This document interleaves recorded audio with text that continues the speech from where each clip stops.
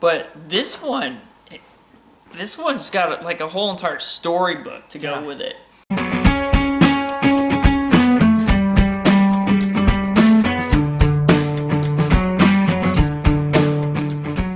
Clement's Homebrew. Coming at ya. Christian brought a beer over. I know. He brought what should be an amazing beer over. I hope so. Here it is. It's the Bourbon Barrel-Aged Abominable, which is known as the B-Bomb. They actually label it that way now. This is the 2016. It's from Fremont Brewing out of Seattle, Washington. It's the Bourbon Barrel-Aged edition of Fremont's Abominable Winter Ale. Sounds like a lot to say. It is. About tongue twister there. Yeah, so this is a pretty good one. It's made with 2 row malts, Crystal 120, Munich, roasted barley, Carafa 2, chocolate malts, right? So that sounds pretty good. Yeah. And then they have the good old Columbus hops, Willamette, and U.S. Goldings. But here's the great part.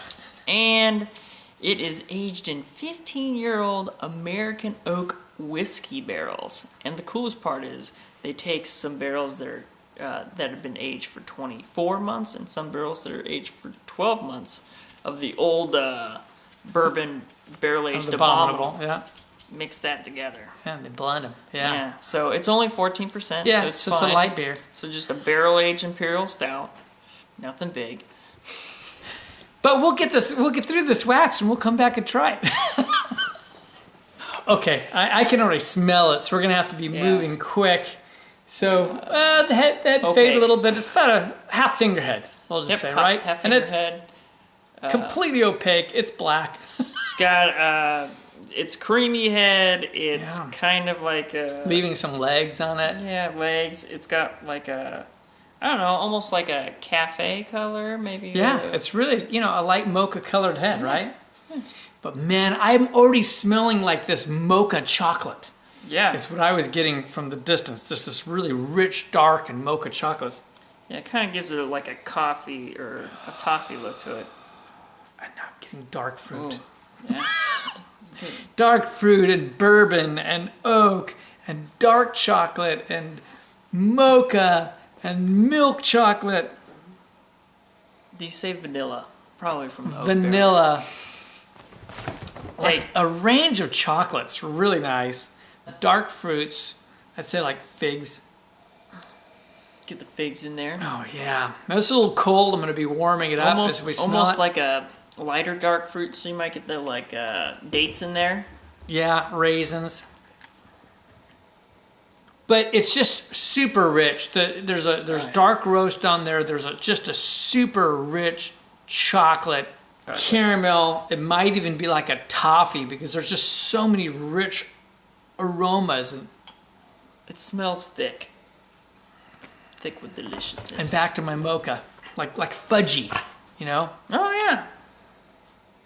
Fudgy with dark fruits. That smells good. And then the underlying of whiskey. Yeah. All right. Well, we're gonna have to keep warming this, but I think we're ready to probably jump in on this one. Yeah, what do you I think say? it's time to take a sip. Oh yeah. Cheers.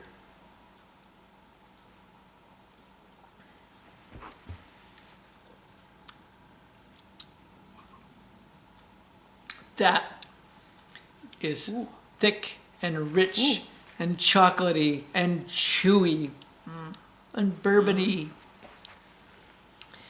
Oh, and I got the oak at the backside and this very light bitterness to balance it.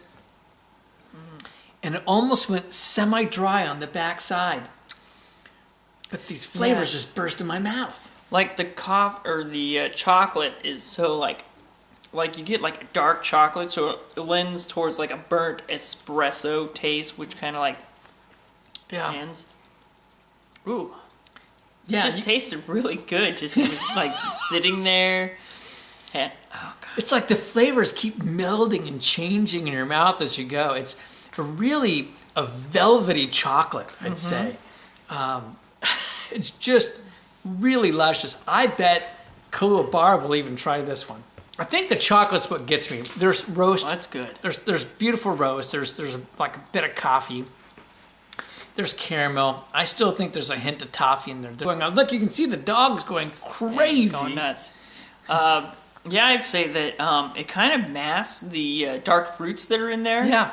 The alcohol isn't as present. It's there. You get a little bit of warmth. You get more of the oak barrel maybe, but you don't get as much vanilla as I thought we were going to get. A lot of times when you get vanilla character, it smooths things out and it kind of tones them down. This beer is so big with all these rich flavors. It's 14%. There's not much to tone down. Yeah. It's just so big you can't tone it that much with vanilla. It's huge. It's got so much flavor. It's really just vibrant. Now I just got a little more raisin even. Yeah, almost lends a little coconut in there because of the burnt flavors. I was just going to say that. Because I love some toasted coconut myself. Oh, yeah. I was getting a little bit of like a tobacco and like leather qualities on the backside. Yeah, I'm already starting to see how the beer's changing as it's warming up. It's not as a dominant chocolate flavor. Yeah. As it's warming up, you're getting more of the leather, the toasted coconut. Yeah. You're getting more of that creme brulee, like all those subtle flavors. Yeah, it's really just tasty. It's evolving and getting better, but it is changing. We're going to take a little time with this and we'll be back. We're back. And I'll tell you what, the beer's back. It's back to chocolate again. The nose picked up and started giving off a little bit more of a molasses, which I really wasn't getting in the taste. And now it's come full circle, and now, and then it went to bourbon, like a nice bourbon oak, and then finally it came back to it's kind of a blend of the chocolate and the bourbon for me again. You know, that was the funny part is that you said, oh, it's back to chocolate, and here I'm like, no, wait. And the dark fruits. But it is. I just had another sip, and it's back to chocolate. Yeah. It's back to all those things. You know, and this is why I like starting off cold and just taking the journey, because this beer has been a journey. And if we as beer reviewers did a 5-minute beer review and just went boom, boom, boom, boom, boom, you miss the journey. And that's what really sharing beer is all about, is enjoying it over time, especially something like this. Yeah, I mean, we're trying not to share it with the dog, but he's trying to get his nose in he's there. trying. Yeah, that's the awesome thing about deep, dark beers like this. When they have so much complexity, you have to start them cold. You see where it starts, what flavors you get, and as it warms up, it gets a little bit more complex or less. But this one's got like a whole entire storybook to go with it. Because you're right, it's gone back to chocolate. It still has now leather in it though, because it's warmer. I was just gonna say that I'm getting leather again. You still get a little bit of the whiskey and the oak barrels, but not as prevalent as it was just like 4 minutes ago. Right. It's amazing how like at certain temperatures, so much flavor. That's why I never say like big beers like this, you don't keep it at one temp and drink it at that. All right, so in terms of ratings, we're going to start off, we're going to go into, this is a barrel-aged Imperial Stout, but for Imperial Stouts on a rating, I'm just going for it. I'm just going to say, because all the things it's thrown at me, because it has all the flavors alike, because it's chewy, it's a full body, it's velvety and thick, it's a 99 for me. Ooh. Was figuring out if it was excellent or world class, and I'm actually gonna put in the world class now. 96, because of the way that it's expanded. It gave flavors, took back flavors, and it was just really fun. If it had a little more of the toasted coconut, it would have gone to the 100. I'm just telling you. I was gonna say if it had more whiskey barrel flavor, it would have gone up some more notches with me. But this is so drinkable now, and I think for the less bourbon people that like more balance, this is super balanced. This is just so drinkable right now. This is the 2016. It's just a beautiful beer. Overall, though, what have you got for me there? You know what? I'm gonna keep it right there. I love complex beers, and they always get a good rating, so I'm just gonna keep it at 96. I'm going to go down on my overall because there are there styles of beers that I also like. You know, I mean, this is my wheelhouse. Barrel-aged Imperial Stouts, that's probably my most favorite category, let's be honest about that. And I'm not going to go quite as far as Christian, though, man. I'm going to go to a 97.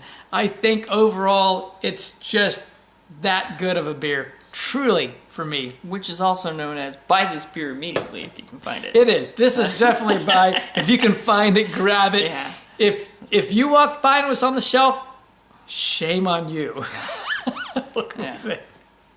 Here it is again. It's the B-Bomb. That's what it's affectionately known as. It's the Bourbon Barrel-Aged Abominable. This is the 2016 from Fremont Brewing out of Seattle, Washington. One fabulous beer. This is Kevin. That's Christian. And we're just saying life's too short To drink cheap beer. and we'll see you On the next beer review.